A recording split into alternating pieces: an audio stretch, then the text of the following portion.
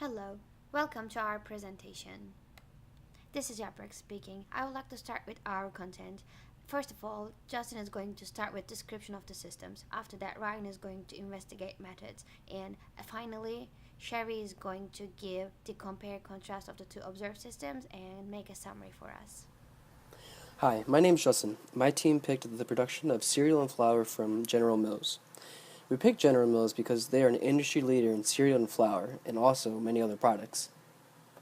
On the next slide, you can see a diagram of the process of cereal production. First, the ingredients enter the pressure cooker to be cooked and mixed. Then, they pass through a heating oven. And lastly, the grain goes through a heating process. Flour production consists of four processes at General Mills. The first is when the product enters what they call an elevator, which is basically a fancy word for storage. Then the bushels are cleaned and wheat is extracted. Next, the wheat is mixed with vitamins and nutrients. And finally, the finished product is flour, which is packaged and stored. There are also two packaging lines. This helps increase flow rate. And there's a robotic palletizer used to do the packaging in a much faster way than a human could. And this is all transported through a rail cart at the end. The flour processing time is broken up into two pieces. The first chunk is 4 hours of temperature control and spraying of water, and the second part is 4 hours in the milling process, which is a total of 8 hours. The orders are also placed, received, and completed via electronic inventory monitoring system. This system helps control inventory and ordering and receiving. There are three main operations for cereal, which are grain preparation, mixing grain with flavor, and transportation. There are also a quality checkpoint, and this production line has a similar method to packing and shipping as flour. The length of each operation for cereal production is approximately 1 hour and then moved to the next processing unit via a conveyor belt.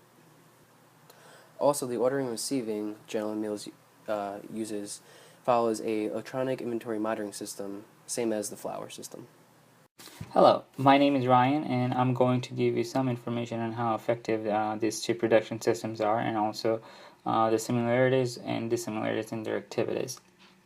So first of all, we gain access to the facility through a plant maintenance team leader who gave us a plant tour and eventually also gave us all the information that we needed for this project. We observed the production processes during the first shift when the full maintenance team, which includes a full team of mechanics and electricians, who does the daily maintenance and check if the machineries are fully functional and fix anything that is not running properly. This is done on a daily basis. For the next two shifts, there are only a few operators that stays in for the production purposes. Therefore, if anything goes wrong in the operation or in the machineries during the second or third shift, the entire production can be delayed.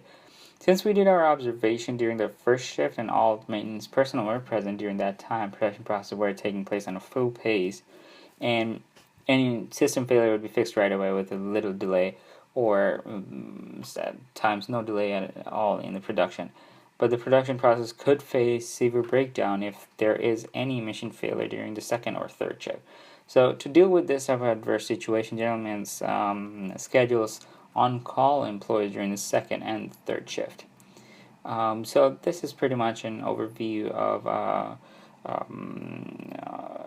the investigative method and the comparison of the two observed systems. Now I will hand it off to my group member Shaher. Thank you, Raiyan. So for the recommendations, my team and I chose the production of cereal, and right now General Mills uses manual changing of dyes, but our suggestion is that they should switch to CEMED and OTED like Toyota did, which basically automates the change of dyes. And some of the advantages of this would be less startup time, less equipment downtimes, better consistency, and less waste. But the major drawback of this is the high initial cost. And here's the start-stop table for better picture.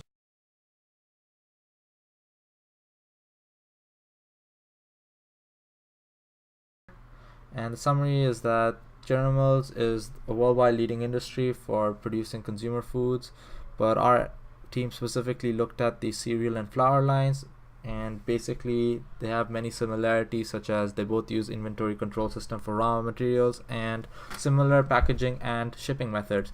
But the cereal line can only produce up to 5 products, while the flour only produces up to 1. And the key recommendation here is that they should switch to SMED and OTED for lower startup times and better quality. Any questions? Thank you.